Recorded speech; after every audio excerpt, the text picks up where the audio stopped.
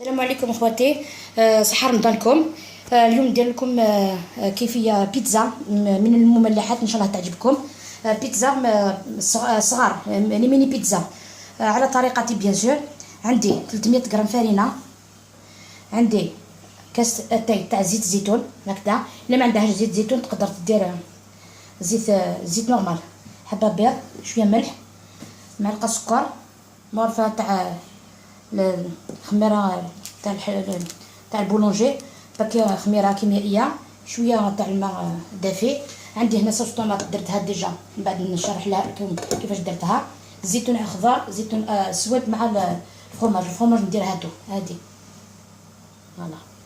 نبداو الطريقه، نديرو المقادير.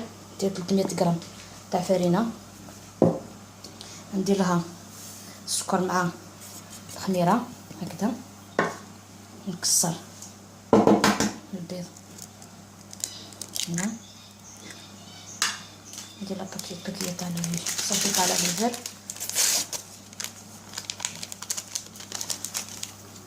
ندعيو داك القبيليت.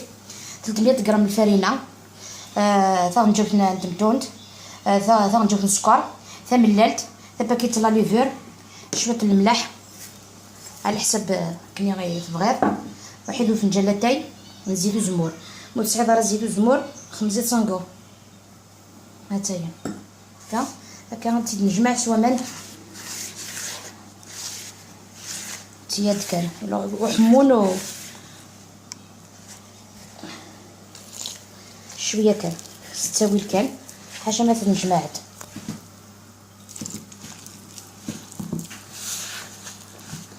مية غرام الفرينه زمرضه تستخدم تصيني فنجان دوزكين الفرينه، الفير دوزكين. وين غاسي كنتي تقيس غيا كان وقبل هكذا. نجمع العجينه، غادي تجمعها، غتسكر تشكل في النيلون، غتسالي ومن بعد تنقل. جينا البيتزا تاعنا خمرت ما شاء الله. نحيها، نحي لها الخمور هذاك هكذا. انا ما نحبش نديرها نطاليها، نديرها هكذا شويه. انا ستوس من عندي هكذا، نقسمهم هكذا دوائر صغار باش ما تتعجنش لاباط تاعكم.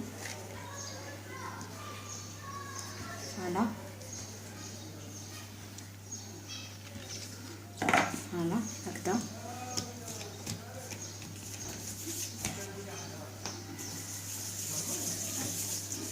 نديرهم هكذا، ندير شويه فرينه،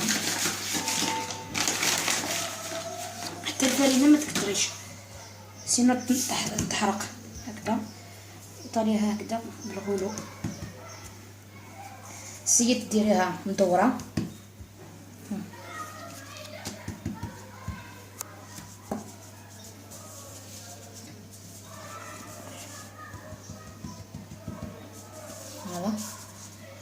بدون طابع، حتى ما عندكش طابع تقدري تديريها هكذا. هاوليك نديرو شويه صوص طوماط من الفوق هكذا،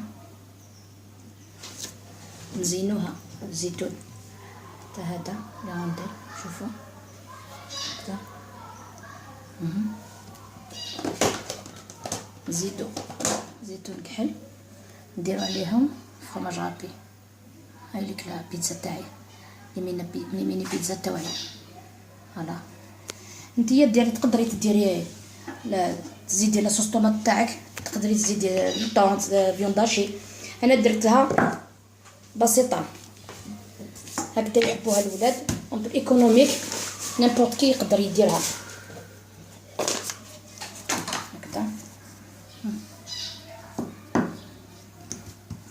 نكمل هكذا الطريقه هذه اللي قلت لكم عليها.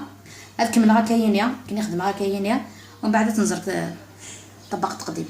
نشوفوها في طبق تقديم. البيتزا الميني بيتزا واجدين ان شاء الله يعجبكم. نسيت ما قلت لكمش المقادير تاع لاصوص طوماط. ديروا بصله رابي، شويه زيت، شويه فلفل كحل، شويه زعتره، ورقه تاع الرند، ديروا اون كويير تاع الطوماط كونسونطري، شويه تاع الماء، خليهم يطيبوا. هذا ما كان. فوالا ان شاء الله شويه ملح. ان شاء الله يعجبكم. شوفوها من الداخل، هاي تجي روعه، مازالها سخونه. فوالا صح فطوركم. الى اللقاء، الوصفه القادمه ان شاء الله.